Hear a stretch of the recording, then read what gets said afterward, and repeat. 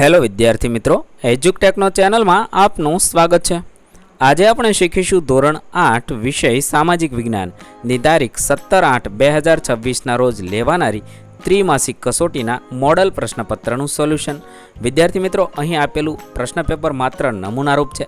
તેના આધારે તમે પરીક્ષાની તૈયારી કરી શકો છો। પરીક્ષાની અંદર આ જ પેપર પૂછાશે નહીં, પરંતુ પરીક્ષાની તૈયારી માટે આ પેપર તૈયાર કરવામાં આવ્યું છે।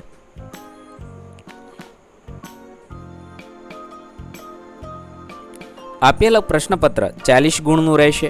સામાજિક વિજ્ઞાનના પ્રકરણ નંબર 1, 2, 3 અને 9ના પ્રશ્નોનો જવાબનો સમાવેશ આપેલા પ્રશ્નપત્રમાં કરવામાં આવ્યો છે।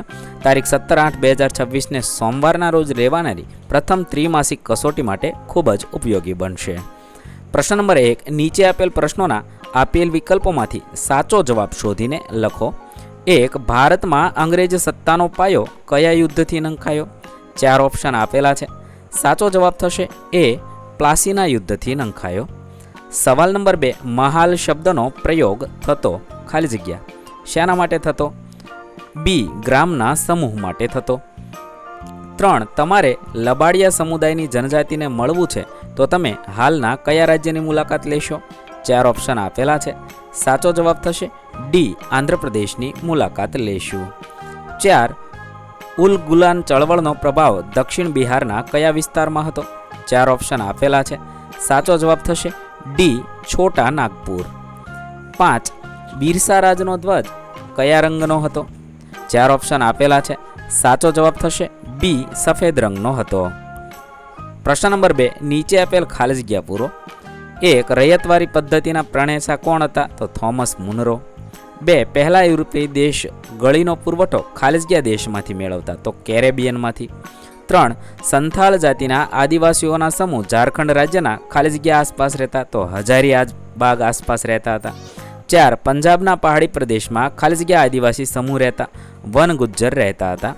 5, અંગ્રેજોને ખાલી જગ્યાના આંદોલનથી ભય લાગ્યો? બિરસાના આંદોલનથી ભય લાગ્યો હતો।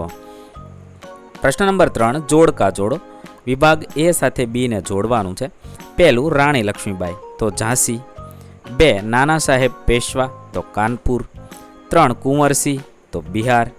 4, બેગમ હઝરત મહાલ તો લખનઉ। 5, ગરબડદાસ મુખી તો આણંદ। આ રીતે આપણે જોડીશું। ત્યારબાદ પ્રશ્ન નંબર 4, નીચેના વિધાનો ખરા છે કે ખોટા તે લખો। જો વિધાન ખોટું હોય તો સાચું વિધાન ફરીથી લખો।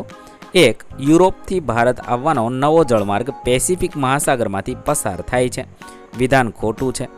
2, ફિરંગી લોકોએ કોચી અને કન્નૂરમાં કિલ્લાબંધી કરી હતી। વિધાન સાચું છે। 3, નીજ પ્રથામાં કારખાનેદાર ખેડૂતને લોન ધીરતો હતો। વિધાન ખોટું છે। 4, બક્સરના યુદ્ધમાં અંગ્રેજની જીત થઈ। વિધાન સાચું છે। 5, કાશ્મીરનો બકરવાલ સમુદાય ઘેટા બકરા પાળતા હતા। વિધાન સાચું છે। પ્રશ્ન નંબર 5, નીચે આપેલ પ્રશ્નોના 1-2 શબ્દમાં જવાબ આપો। 1, યુરોપના લોકો મરી મસાલાનો મુખ્યત્વે શામાં ઉપયોગ કરતા હતા? તો ખોરાકમાં કરતા હતા। 2, પોર્ટુગીઝ પ્રજા બીજા કયા નામે જાણીતી હતી? તો ફિરંગી નામે જાણીતી હતી। 3, કઈ મહેસૂલ પદ્ધતિમાં મહેસૂલ ચૂકવવા માટે ગામના સમૂહનો સમાવેશ થતો હતો? તો મહાલવારી પદ્ધતિમાં। 4, નીજ અને રૈયતી પ્રથા કયા છોડના ઉત્પાદન માટે હતી? તો ગળીના ઉત્પાદન માટે હતી। 5, રાખમાં રહેલા કયા તત્વથી જમીન ફળદ્રુપ બનતી હતી? પોટાશમાંથી બનતી હતી। ત્યારબાદ પ્રશ્ન નંબર 6, નીચે આપેલ પ્રશ્નોના એક વાક્યમાં જવાબ લખો। 1, આદિવાસી સમુદાય કેટલા પ્રકારની ખેતી સાથે સંકળાયેલા હતા? આદિવાસી સમુદાય 2 પ્રકારની ખેતી સાથે સંકળાયેલા હતા। 2, કર્ણાટક વિગ્રહ કોની વચ્ચે થયો અને શા માટે? કર્ણાટક વિગ્રહ અંગ્રેજો અને ફ્રેન્ચો વચ્ચે દક્ષિણ ભારત પોતાનું રાજકીય વર્ચસ્વ થાપવા માટે થયો હતો। 3, વેલેસ્લી કઈ યોજના દ્વારા દેશી રાજ્યોને અંગ્રેજોને આધીન બનાવી દીધા? વેલેસ્લીની સહાયકારી યોજના દ્વારા અંગ્રેજી દેશી રાજ્યોને અંગ્રેજોને આધીન બનાવી દીધા। 4, ભારતીય સૈનિકોએ એનફિલ્ડ રાઇફલનો શા માટે વિરોધ કર્યો? એનફિલ્ડ રાઇફલની કારતૂસમાં ગાય અને ડુક્કરની ચરબીથી ચોપડવામાં આવતી હતી, તેથી ભારતીય સૈનિકોએ તેનો વિરોધ કર્યો હતો। 5, દ્વારકા અને ઓખામંડળમાં અંગ્રેજોનો પ્રતિકાર કોણે કર્યો હતો? દ્વારકા અને ઓખામંડળમાં અંગ્રેજોનો પ્રતિકાર જોધા માણેક અને મૂળુ માણેકે કર્યો હતો। ત્યારબાદ પ્રશ્ન નંબર 7, નીચે આપેલ પ્રશ્નોના 2-3 વાક્યમાં જવાબ લખો। એક, બિરસા મુંડા આદિવાસીઓના ભગવાન કેમ માનવામાં આવે છે? બિરસા મુંડાએ આદિવાસીઓના હક્કો અને સ્વાભિમાન માટે અંગ્રેજો તથા શોષણખોરો સામે સંઘર્ષ કર્યો હતો. તેમણે આદિવાસીઓને એકત્ર કરી તેમના હક્કો માટે લડત આપી અને સામાજિક સુધારણા માટે પણ પ્રયત્નો કર્યા હતા. તેથી આદિવાસીઓ તેમને પ્રેમ અને શ્રદ્ધાથી આદિવાસીઓના ભગવાન માને છે. 2. જળ અને ગોચરને ભૂમિને સંસાધન કયા પ્રકારમાં મૂકી શકાય? શા માટે? જળ અને ગોચરની ભૂમિને સંસાધનના સામાન્ય સુલભ સંસાધનોમાં મૂકી શકાય, કારણ કે પૃથ્વી પર લગભગ દરેક જગ્યાએ તે સામાન્ય રીતે ઉપલબ્ધ હોય છે. 3. આફ્રિકા ખંડમાં ભારતમાં આવેલા બંદરના નામ. આફ્રિકા ખંડમાં આવેલા બંદરો કેપ ઓફ ગુડ હોપ અને મોઝામ્બિક છે. ભારતના બંદરમાં કાલિકટ, કોચી, ગોવા, દીવ દમણ, મછલીપટ્ટનમ, સુરત, મદ્રાસ અને પોંડિચેરી છે. પ્રશ્ન નંબર 8, નીચેના પ્રશ્નોનું વિસ્તૃત વર્ણન કરો. 1. પ્લાસીના યુદ્ધ અને બક્સરના યુદ્ધની તુલના કરો. મુદ્દો છે, પ્લાસીનું યુદ્ધ છે એ 1757માં થયું હતું અને બક્સરનું 1764માં. સ્થળ પ્લાસી અને બંગાળ, બક્સરનું બિહાર બક્સર. મુખ્ય પક્ષો સિરાજુદ્દૌલા અને અંગ્રેજો હતા. બક્સરના યુદ્ધમાં મીર કાસિમ, શાહ આલમ દ્વિતીય, સિરાજુદ્દૌલા અને અંગ્રેજો હતા. અંગ્રેજોનું નેતૃત્વ પ્લાસીના યુદ્ધમાં રોબર્ટ ક્લાય કરતો હતો અને બક્સરના યુદ્ધમાં હેક્ટર મુનરો કરતો હતો.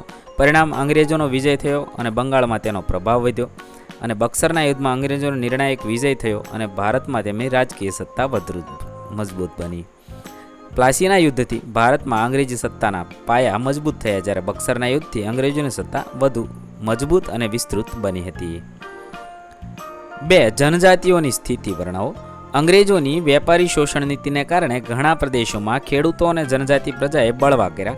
આ બળવા શા માટે થયા અને આ સમયે જનજાતિની સ્થિતિ કેવી હતી તેના વિશે જોઈએ. 19મી સદીમાં ભારતમાં જનજાતિના જુદા જુદા સમૂહ હતા, જેમાં ખોંડ, સંથાલો, મુંડાઓ, કોયાઓ, કોલ, ગોંડ, ભીલ વગેરેનો સમાવેશ થતો હતો. ઝારખંડ રાજ્યમાં હજારીબાગ આસપાસ સંથાલ જાતિના આદિવાસીઓના સમૂહ હતા, જેઓ રેશમના કીડા ઉછેરતા હતા. રેશમના વેપારીઓ સંથાલો પાસેથી કાચું રેશમ ખરીદતા હતા. છોટા નાગપુર આસપાસ મુંડા જાતિના આદિવાસી સમૂહો રહેતા હતા. આ સમુદાયો શિકાર કરવાનો અને વન્ય પેદાશો એકત્ર કરવાનો વ્યવસાય કરતા હતા. મધ્ય ભારતમાં ખોંડ જાતિના આદિવાસી સમૂહો પણ શિકાર અને જંગલ પેદાશોના સંગ્રહ કરતા હતા. કેટલાક જનજાતિ સમૂહો પશુપાલન સાથે જોડાયેલા હતા, જેમાં પંજાબના પહાડી પ્રદેશમાં રહેન વનગુજર અને આંધ્રપ્રદેશના લબાડિયા સમુદાયના લોકો ગાય ભેંસ પાળતા હતા. કુલ્લુનો ગદી અને કાશ્મીરનો બકરવાલ સમુદાય ઘેટા બકરા પાળતા હતા. જનજાતિ એટલે કે જંગલોમાં રહેનાર એવું નહીં, એમાંના કેટલાક ખેડૂતો પણ હતા. તેઓ ખેતી સાથે જોડાયેલા હતા, જે મોટાભાગે પૂર્વોત્તર અને મધ્ય ભારતના પર્વતીય તથા જંગલ વિસ્તારોમાં ખેતી કરતા હતા. 3. રૈયતવારી પદ્ધતિ વિશે ટૂંક નોંધ લખો. 19મી સદીની શરૂઆતમાં 1820માં મુંબઈ અને મદ્રાસ એટલે કે ચેન્નઈ પ્રાંતોમાં રૈયતવારી પદ્ધતિ લાગુ કરવામાં આવી હતી. તેના પ્રણેતા થોમસ મુનરો હતા. તે સમયે તેઓ મદ્રાસ એટલે કે ચેન્નઈના ગવર્નર હતા. આ પદ્ધતિમાં જમીન ખેડનારને જમીનનો માલિક બનાવવામાં આવ્યો હતો. સરકારની શરત મુજબ ખેડૂતે જમીન મહેસૂલ ચૂકવવાનું હતું. આ પ્રથાથી જમીનની માલિકી હકનો કોઈ ફાયદો થતો ન હતો. તેના કારણો આ મુજબ હતા. પહેલું તો જમીનનું વધારે પડતું મહેસૂલ. બીજું, સરકાર ઈચ્છે ત્યારે જમીન મહેસૂલમાં વધારો કરવાનો હક ધરાવતી હતી. 3. કોઈ પણ સ્થિતિમાં અનાજ ન પાકે કે નાશ પામે તો પણ રૈયતે જમીન મહેસૂલ તો આપવું જ પડતું હતું. વિદ્યાર્થી મિત્રો, સૌને પરીક્ષા માટે બેસ્ટ ઓફ લક. નવા વિડીયો સાથે ફરીથી મળીશું. ત્યાં સુધી અલવિદા. થેન્ક યુ દોસ્તો. એજ્યુકટેકનો ચેનલ તરફથી વિડીયો નિહાળવા બદલ આપનો આભાર. આવા બીજા વિડીયોઝ નિહાળવા માટે અમારી યુટ્યુબ ચેનલ એજ્યુકટેકનો અત્યારે જ સબસ્ક્રાઇબ કરો. આભાર દોસ્તો.